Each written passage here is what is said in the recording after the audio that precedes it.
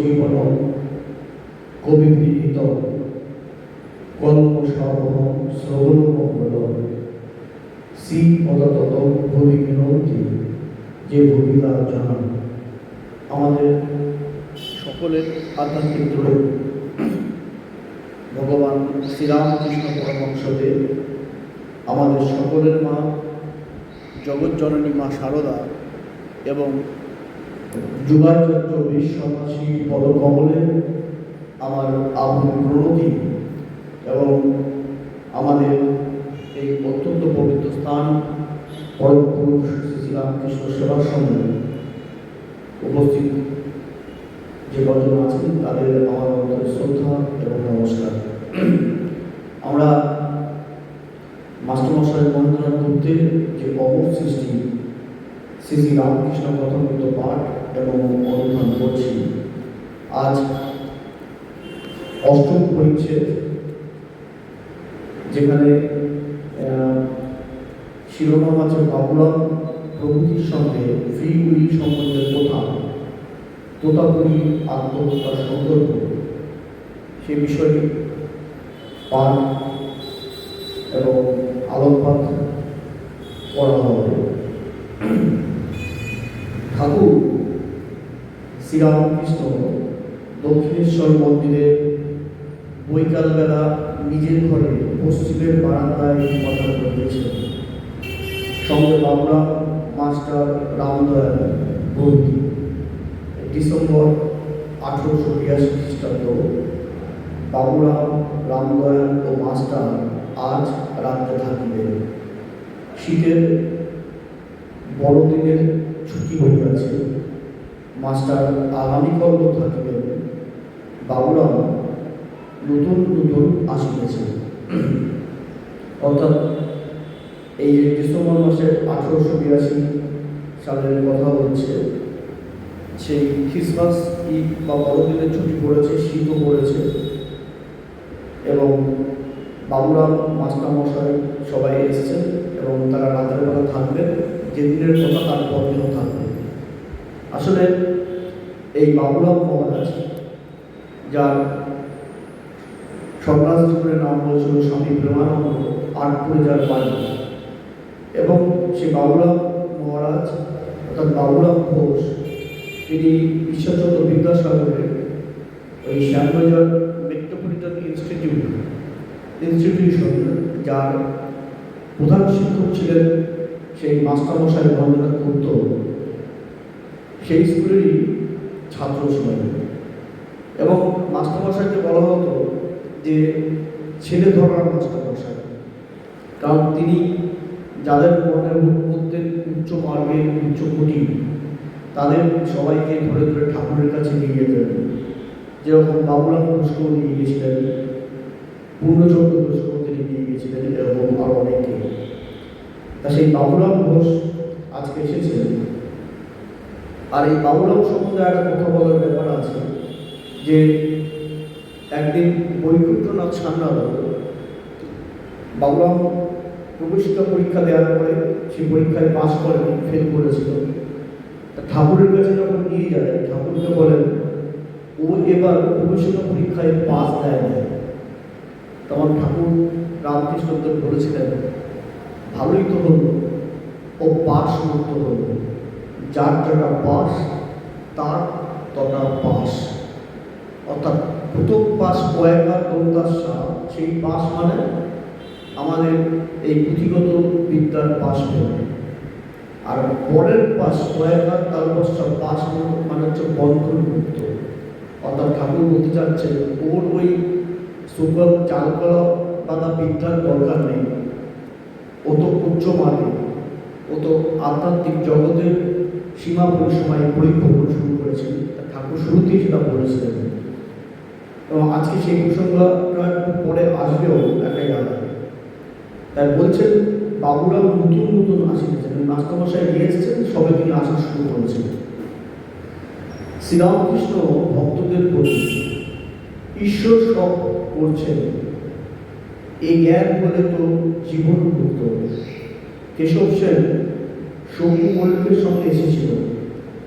আমি তাকে বললাম গাছের পাতাটি পর্যন্ত ঈশ্বরের ইচ্ছা ভিন্ন করে না। স্বাধীন ইচ্ছা অর্থাৎ ফ্রি উইল কোথায়? সকলেই তো ঈশ্বরের। সত্যি তাই, কথায় বলে না যে তার ইচ্ছা বিনা গাছের পাতাটিও নড়ে না। এবং সেটাই কথা যে সে বারবার যেটা ঘুরে ফিরে এসছে যে আমরা ভাবি কর্তা, আসলে কর্তা তো আমরা না। কর্তার যিনি মাথার আছে, মাথার উপরে আছে তিনি, তারই অঙ্গুলি লেবনে জগৎ সংসার চলছে। আমরা শুধু যন্ত্র হয়ে কাজ করছি। সেটাই ঠাকুর আগে বলছেন। বা ঠাকুর বলছেন ন্যাংটা অত বড় জ্ঞানী সেই জলে ঘুরতে গিয়েছিল। এখানে 11 মাস ছিল, পেটের ব্যারাম ছিল, রোগের যন্ত্রণায় অস্থির হয়ে গঙ্গাতে ঘুরতে গিয়েছিল। ঘাটের কাছে অনেকটা চড়া, যত যায় হাঁটু জলের চেয়ে আর বেশি হয় না। তখন আবার বুঝে ফিরে হতো। অর্থাৎ এটা অতি পরিচিত ঘটনা আমাদের কাছে, আমরা সবাই জানি। ন্যাংটা আসলে ঠাকুর সেই তোতাপুরীকে, তার যে গুরু, সেই অদ্বৈত বেদান্তের যিনি সাধক ছিলেন, সেই তোতাপুরীকে ঠাকুর ন্যাংটা করতেন এই কারণে, কারণ তিনি দেহে কোনো আবরণ রাখতেন না। এবং সে তোতাপুরী যিনি 40 বছরের দীর্ঘ সাধনায় ব্রহ্মজ্ঞ হয়েছিলেন, আর ঠাকুর শ্রীরামকৃষ্ণ 3 দিনেই সেই পথ অতিক্রম করেছিল। সেটা তো আমরা জানি। তারপরে তোতাপুরী বলছিলেন, ভাবতেন ব্রহ্মই সব। তিনি শক্তির অস্তিত্ব কখনো মানতেন না। কিন্তু ঠাকুর বলতেন ব্রহ্ম এবং শক্তি দুটোই অভেদ। আগুন, অগ্নি এবং তার কায়িক শক্তি দুটির মধ্যে কোনো পার্থক্য নেই। সূর্য এবং সূর্য রশ্মি তাদের মধ্যে কোনো পার্থক্য নেই। কিন্তু তোতাপুরী সেটা মানতেন না। এবং তোতাপুরী একবার খুবই পেটের রোগ হল। তিনি কিছুতেই তার মনকে ব্রহ্মে স্থির করতে পারছিলেন না। তিনি তখন ভাবলেন তিনি তার এই জীবন রাখবেন না। তাই তিনি একদিন গভীর রাতে দক্ষিণেশ্বরে আস্তে আস্তে নিজেকে গঙ্গার জল সমর্পণ করবে বলে না, আত্মহত্যা করবেন বলে এগিয়ে যেতে লাগলেন। কিন্তু যতই এগাচ্ছেন কখনই তিনি গলা পর্যন্ত কিন্তু জল পাচ্ছেন না, কখনই তার জল হাঁটুকে ক্রস করছেন না। তিনি অবাক হয়ে গেলেন। তারপরে তিনি বুঝলেন সবই তার মায়ের খেলা। তিনি দেখলেন যেন ভাবচোখে সেই জগন মাতা, তিনি তাকে যেন বারবার এই জানানি দিচ্ছেন যে জলে মা, স্থলে মা, জীবন মা, মৃত্যু মা, সর্বক্ষণ মা। তিনি মার অস্তিত্ব স্বীকার করেন, মেনে নিলেন। এবং তখন তিনি বুঝলেন যাই ব্রহ্ম তাই শক্তি, যাই শক্তি তাই ব্রহ্ম। এবং বিশ্বের ইতিহাসে এটা একটা ব্যতিক্রমী ঘটনা যে গুরুকে তার অপূর্ণতার ভার পূর্ণতায় পরিণত করে দিলেন ঠাকুর শ্রীরামকৃষ্ণ তোতাপুরীকে। মহাপ্রভু শ্রীচৈতন্যের জীবনে অবশ্যই এরকম হয়েছিল। তা ঠাকুর এখানে বলছেন সেটাই যে ন্যাংটা অত বড় জ্ঞানী লোক, সেই জলে ডুবতে গিয়েছিল। এখানে 11 মাস ছিল, পেটের ব্যারাম ছিল, রোগের যন্ত্রণায় অস্থির হয়ে গঙ্গাতে ডুবতে গিয়েছিল। ঘাটের কাছে অনেকটা চড়া, যত যায় হাঁটু জলের চেয়ে আর বেশি হয় না। তখন আবার বুঝে ফিরে এল। অর্থাৎ নিজের ইচ্ছায় কিছুই হচ্ছে না, সেটাই ঠাকুর এখানে উদাহরণ দিয়ে বলেছেন। এবার তিনি বলছেন আমার একবার খুব পাতিক বৃদ্ধি হয়েছিল, তাই গলায় ছুরি দিতে গেছিল। তাই বলি মা আমি যন্ত্র তুমি যন্ত্রী, আমি রথ তুমি রথী, যেমন চালাও তেমনি চলি, যেমন করাও তেমনি করি। অতি পরিচিত কথা, বারবার এই কথা মধ্যে ঘুরে এসছে এই গানের লাইনগুলি, যে আমি যন্ত্র তুমি যন্ত্রী, আমি রথ তুমি রথী, যেমন করার তেমন করি। সত্যি তাই, আমরা তো নিজেরা কিছু করতে পারি না। আমি হয়তো আপনারাও জানেন, দেখেছেন, জাস্ট হয়তো গতকাল রাত্রের বেলায় আমি একটা ডাক্তার দেবী শেঠি একটা ছোট্ট একটা আর চ্যানেল, আর ইন্ডিয়া চ্যানেলের গোস্বামী, যেটা তিনি একটা ইন্টারভিউ দিচ্ছিল অর্ণ গোস্বামীকে, তাতে ডাক্তার দেবী শেঠি ভারতবর্ষ তথা পৃথিবীর একজন অন্যতম হার্ট স্পেশালিস্ট, তা ডাক্তার অর্ণ গোস্বামী তাকে বলছিলেন যে আপনি 21 দিনের একটা বাচ্চাকে আপনি ওপেন হার্ট সার্জারি করেছিলেন, কিসের শক্তিতে করেছিলেন? দেবী শেঠি তার ইন্টারভিউতে সেইটা আমি রাতের সম্ভব হলে আমাদের গ্রুপে রাতের বেলা দিয়েও দেবো।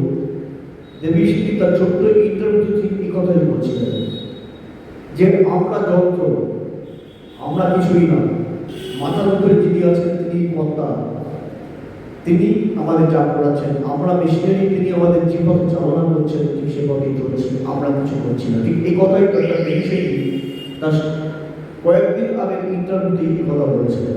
সত্যি তাই, মানুষ হবে থেকে এত কিছু করছে কিন্তু সে কিছুই করছে না। তাই ঠাকুর আজকে সে কথাই বলছেন যে স্বাধীন ইচ্ছা বা ফ্রি উইল কোথায়, সকলেই ঈশ্বর আছে। ঠাকুরের ঘরের মধ্যে গান হইতেছে, ভক্তরা গান গাইতেছে।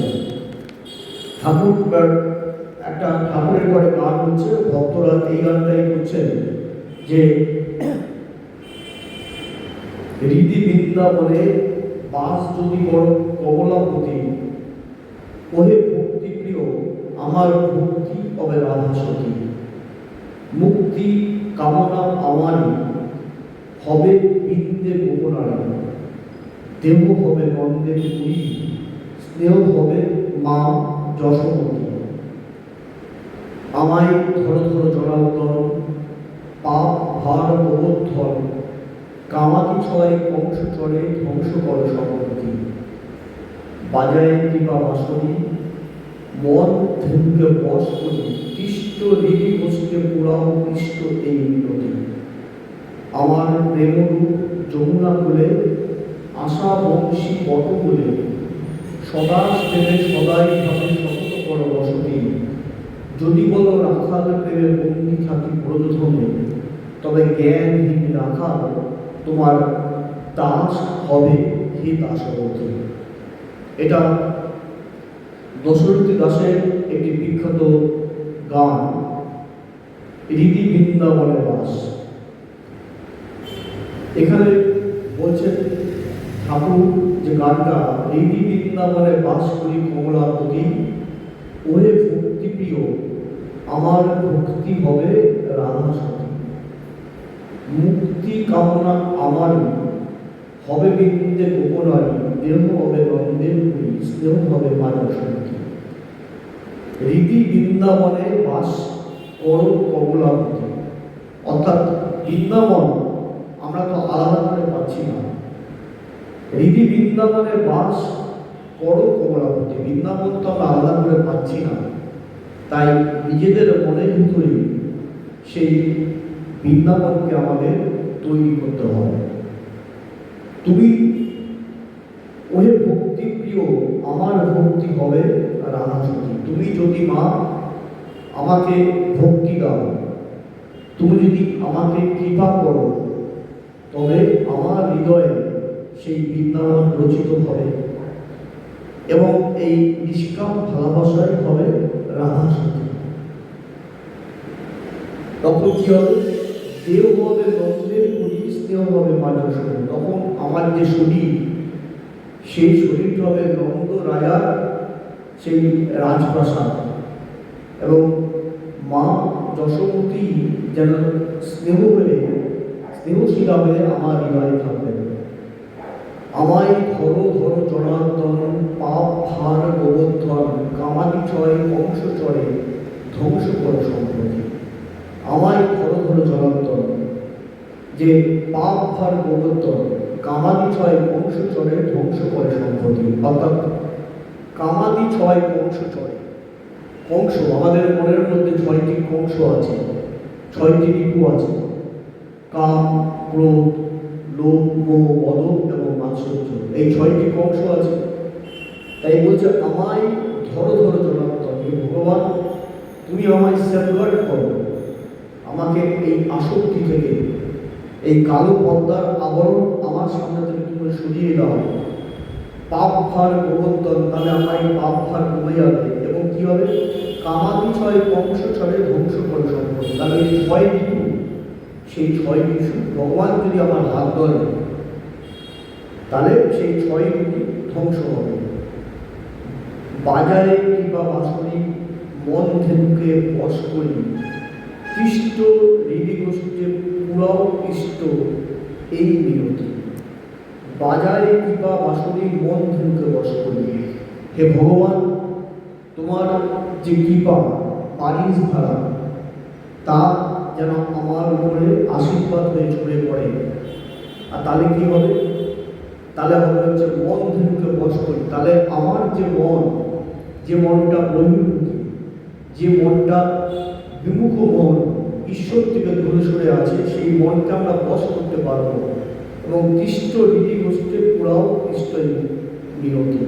এবং তাহলে আমার এই ভগবান আমার মিনতি পরিপূর্ণ হবে। যদি বলো রাখালের প্রেমে বন্দি থাকি ব্রজধামে, তবে জ্ঞানহীন রাখাল তোমার দাস হবে দাসরথে।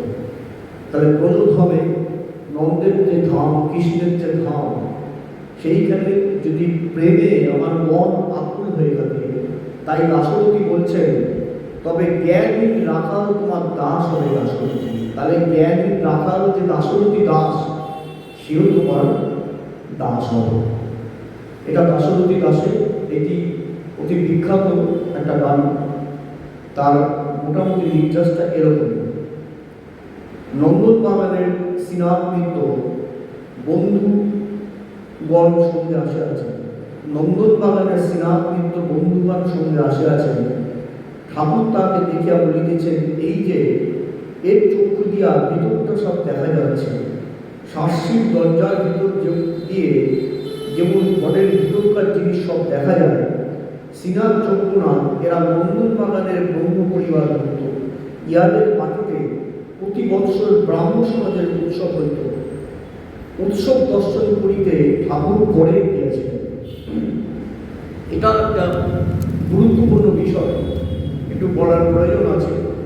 বলছে নন্দন বাগানের স্নেহান্বিত বন্ধুগণ সঙ্গে আসিয়াছেন। ঠাকুর তাহাকে দেখিয়া বলিতেছেন, এই যে এই চক্ষু দিয়া ভিতরটা দেখা যাচ্ছে, শাস্ত্রীর দরজার ভিতর দিয়ে যেমন ঘরের ভিতরকার জিনিস সব দেখা যায়। শ্রীনাথ চক্ষুনাথ এরা নন্দন বাগানের পরিবার। এই নন্দন বাগানের শ্রীনাথ মিত্র অর্থাৎ কাশীশ্বর মিত্র, তিনি একজন অতি ব্রাহ্ম সজ্জন ব্যক্তি ছিলেন এবং তার বাড়িতে 1883 সালের 2রা মে ব্রাহ্ম উৎসব হয়েছিল। এই কথম্বিতের 184 পৃষ্ঠায় আছে। তা সেই ব্রাহ্ম উৎসবে ঠাকুর শ্রীরামকৃষ্ণদেব গেছিলেন এবং সেইখানে রবীন্দ্রনাথ ঠাকুরও গেছিলেন। তখন রবীন্দ্রনাথ ঠাকুরের বয়স ছিল 23 বছর বয়স। তা রবীন্দ্রনাথ ঠাকুরের সাথে ঠাকুরের তখন কথা হয়নি। তা সেই ব্রাহ্ম উৎসবে রবীন্দ্রনাথ ঠাকুর পিয়ানো বাজিয়ে গান গেয়েছিলেন এবং তিনি সম্ভবত তখন সেই গানটাই গেয়েছিলেন, আমার মাথা নত করে দাও হে প্রভু, তোমারও চরণ ধরার পর।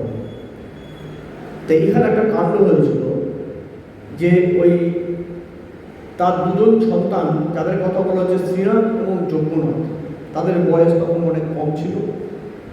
তা সারাদিন সেই ব্রাহ্ম উপাসনা হয়ে যাওয়ার পরে সন্ধ্যার পরে যখন দোতলায় ঠাকুরের প্রসাদ পাওয়ার জন্য পাত পড়েছে, তখন ঠাকুরকে প্রসাদ পাওয়ার জন্য কিছুতেই উপরে ডাকা হচ্ছে না। তা ঠাকুরের সাথে রাখাল মহারাজও গেছিলেন, মাস্টারমশাইও গেছিলেন। তা তখন রাখাল খুব রেগে গিয়ে ঠাকুরকে বলেন, এখানে থেকে আমাদের লাভ নেই, বরং আমরা ঠাকুর দক্ষিণেশ্বরে ফিরে যাই। তা ঠাকুর বলছিলেন যে অত রাগ দেখাস না, এখন যদি চলে যাস তাহলে খাবিটা। তা ঠাকুর অতি সন্তোষ করে নিজেই উপরে গেলেন, গিয়ে পাতের যখন ঠাকুরের প্রসাদ বিতরণের জন্য যখন ভক্তি ভোজন হয়েছে, ঠাকুর তো হচ্ছে কি বলবো, অহংকার শূন্য মানুষ, মানে তিনি দিনহীন এরকম একটা তার মানসিকতা। তিনি অতি সন্তর্পণে একটা মানে যে আসন পেরেছে তার কোনার দিকে সন্তুষ্ট হয়ে বসেছেন। যিনি ভক্ত যে মহিলা খেতে দিচ্ছেন, লুচি আর কিছু একটা দিয়েছে, ঠাকুর খেতে পারছে না, ঠাকুর নুন দিয়ে খেলেন। তা ঠাকুর রাখালকে বলছে, তো রোজ দেখাস না, এখন যদি চলে যাস তাহলে খাবি কি, আর দক্ষিণেশ্বর যে ফিরবি কি, যে ফেরার পয়সা কোথায়, ট্যাকে কি একটা পয়সা আছে, রোজ দেখাস না। এবার সেই মাস্টারমশাই রবীন্দ্রনাথ গুপ্ত, এটা যখন আশা করি পড়বো ভবিষ্যতে 186 পৃষ্ঠায় আছে, অনেক সময় লাগবে, তখন আরও আমরা ডিটেলস সেটা পাবো। ঠাকুর একটা কথা বলেছিলেন, আজকে পড়ছি 126 পৃষ্ঠা, এটা 186 পৃষ্ঠায়। ঠাকুর বলছেন, ওই যে যাদের কথা আজকে বলা হচ্ছে না, শ্রীনাথ চক্রনাথ, দুই ছেলে, ঠাকুর তাদের সম্বন্ধে বলছেন, ঠাকুর দয়াশীল গৃহস্বামীদের ছোকরা বয়স, অর্থাৎ শ্রীনাথ চৌধুরাত কাশীশ্বর মিত্রের সন্তান, তাদের অনেক অল্প বয়স। তাই ঠাকুর বলছেন, গৃহস্বামীদের ছোকরা বয়স, তাহারা তাহার পূজা করিতে জানে না বলিয়া তিনি কেন বিরক্ত হইলেন, তিনি না খাইয়া চলিয়া গেলে যে তাহাদের অবঙ্গ হইবে, আর তাহারা ঈশ্বরকে উদ্দেশ্য করিয়া এই সমস্ত আয়োজন করেছেন। এটাই হচ্ছে ভগবান শ্রীরামকৃষ্ণ। তিনি যদি চলে যান তাহলে গৃহস্বামী অমঙ্গল হবে, তাদের অল্প বয়স, তাদের এখন এক্সপিরিয়েন্স, অভিজ্ঞতা, ম্যাচুরিটি আসেনি, তাই ঠাকুর তাদের ক্ষমা করে দিচ্ছেন। এটাই হচ্ছে আমাদের ঠাকুর ভগবান শ্রীরামকৃষ্ণের শিক্ষা। তা আজকে সেই নন্দন বাগানের শ্রীনাথ চক্রনাথ বলছেন, তাদের বলছে শ্রীনাথ চক্রনাথ বলছেন, এই যে এর চক্ষু দিয়া ভিতরটা সব দেখা যাচ্ছে, শাস্ত্রীর দরজার ভিতর দিয়ে যেমন ঘরের ভিতরকার জিনিস সব দেখা যায়। ঠাকুর পুরো সামনের দিক দিয়ে তার যেন তাকে দেখে তার হৃদয়টা বুঝতে পারছেন, তার ভিতরে কি আছে। ঠিক কাচের যে কাঁচ, আলমারির ভিতর কাঁচ প্লেট যাই থাকুক, কাচের ভিতর চোখের সুতা দেখা যায়, ঠিক তাই শাস্ত্রীর ভিতর দিয়ে ঠাকুর যেন তার ভিতরটা পড়তে পারছেন। শ্রীনাথ চক্রনাথ এরা নন্দন বাগানের ব্রাহ্ম পরিবারভুক্ত, তাদের বাড়িতে প্রতি বৎসর ব্রাহ্ম সমাজের উৎসব হইত। উৎসব দর্শন করিতে ঠাকুর পরে গিয়েছিলেন। এই পরে গিয়েছিলেন মানে যেটা বললাম 50 পৃষ্ঠা পরে আছে 186 পৃষ্ঠায়। সন্ধ্যার পর ঠাকুর বাড়িতে আরতি হইতে লাগল। ঘরে ছোট খাটটিতে বসিয়া ঠাকুর ঈশ্বর চিন্তা করিতেছেন। ক্রমে ভাবাবিষ্ট হইলেন। ভাব উপশমের পর বলিতেছেন, মা, ওকেও টেনো না, ও এত দিনভাবে থাকে, তোমার কাছে আসা যাওয়া করছে। ঠাকুর ভাবে বাবুরামের কথা বলিতেছেন। বাবুরাম মাস্টার, রামদয়াল প্রভৃতি বসিয়া আছেন। রাত্রি 8টা-9টা হইলে ঠাকুর সমাধি তত্ত্ব বলিতেছেন। জড় সমাধি, চেতন সমাধি, স্থিত সমাধি, উন্মনা সমাধি। এখানেই শেষ করব। শুরু করেছিলাম বাবুরাম মহারাজকে নিয়ে, শেষও করব ঠিক এই জায়গার উপরে। ঠাকুর বাবুরাম মহারাজকে বলছেন, ওকে দেখে, মা, ওকেও টেনে নাও, ও অত দিনভাবে থাকে, তোমার কাছে আসা যাওয়া করছে। ঠাকুর ভাবে বাবুরামের কথা কি বলিতেছেন। ঠিক তাই, আসলে শুরুটাই করেছিলাম যে আজকে ঠাকুরের কাছে এসছেন মাস্টারমশাই বাবুরাম ঘোষ, বাবুরাম মহারাজ, তারা সবাই। এবং শুরুতেই বলেছিলাম যে বাবুরামকে নিয়ে এসেছিলেন ছেলে ধরা মাস্টার, সে মাস্টারমশাই মহেন্দ্রনাথ গুপ্ত। এবং যখন বললো ওর বাস করে নেয়, ঠাকুর বললেন ভালোই তো হলো, ও বাস মুক্ত হলো, মানে ও বন্ধন মুক্ত হলো, যার যটা পাস তার তটা পাস। এবার এই বাবুরাম মহারাজের যে দিদি ছিলেন, তিনি ছিলেন কৃষ্ণভাবিনী দেবী, তার সাথে বলরাম বসু বিয়ে হয়েছিল, আর তার মা ছিলেন মাতঙ্গিনী দেবী। তা মাতঙ্গিনী দেবীও ঠাকুর প্রাণা ছিলেন। তা ঠাকুর জানতেন বাবুরাম মহারাজ কি? ঠাকুর জানতেন বাবুরাম মহারাজ হচ্ছে ঈশ্বর কোটি, অর্থাৎ রামকৃষ্ণ পরিমণ্ডলে 6 জন ছিলেন যারা ছিলেন ঈশ্বর কোটি।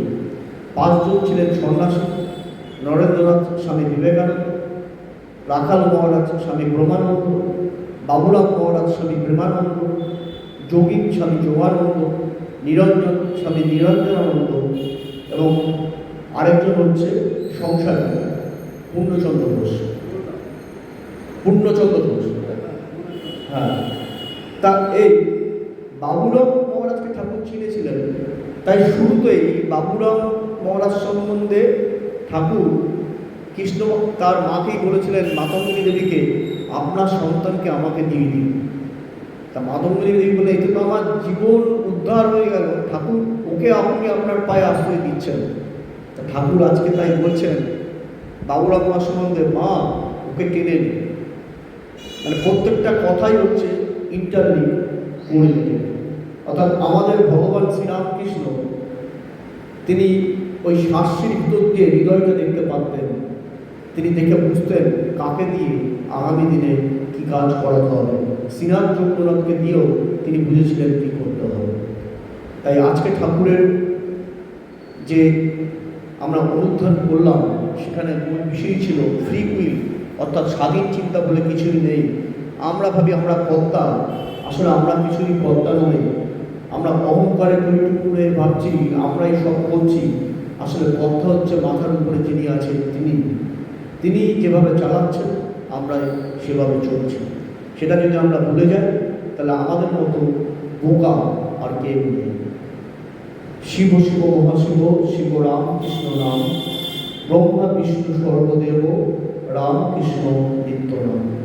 ঠাকুর মা স্বামীজিকে আমার প্রণাম এবং উপস্থিত সবাইকে আমার নমস্কার।